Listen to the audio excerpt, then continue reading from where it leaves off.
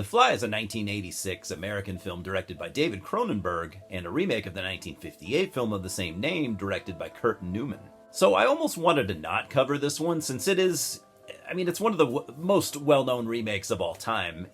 I mean, it's blatantly obvious, I think. It's actually really, I mean, I think it's one of the most well-known horror films in general, and, for good reason. It is an amazing film, in my opinion, and a body horror masterpiece. I actually have a long kind of history and fascination with this one, because I remember being intrigued by it as a young kid, like really, really intrigued.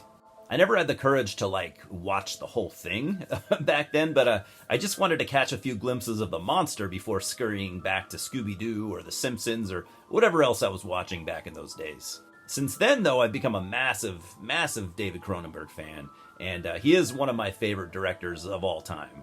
Now, The Fly is what I consider an intimate film, as weird as that may sound, considering it is a monster movie at its core.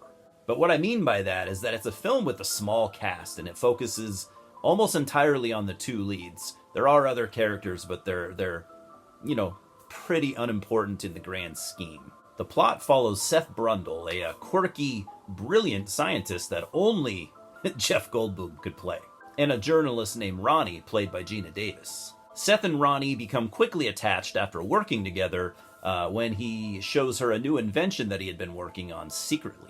An invention that would change the world as we know it.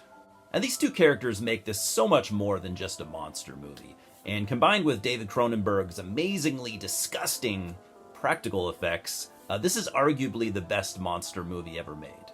Now for the original film, I like it. It's got Vincent Price, man.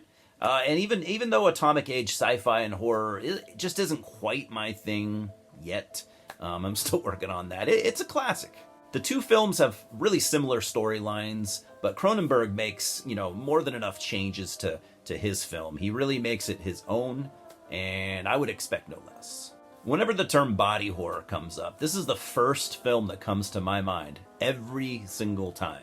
It's a drippy, goopy, disgusting watch, but it also has a lot of heart, The two leads, they're good people. You genuinely care for them, and you are pulling for Seth Brundle the entire time, even as his body is literally falling apart.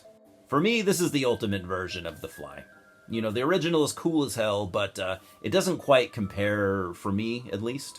But, as always, the question is, which one do you prefer?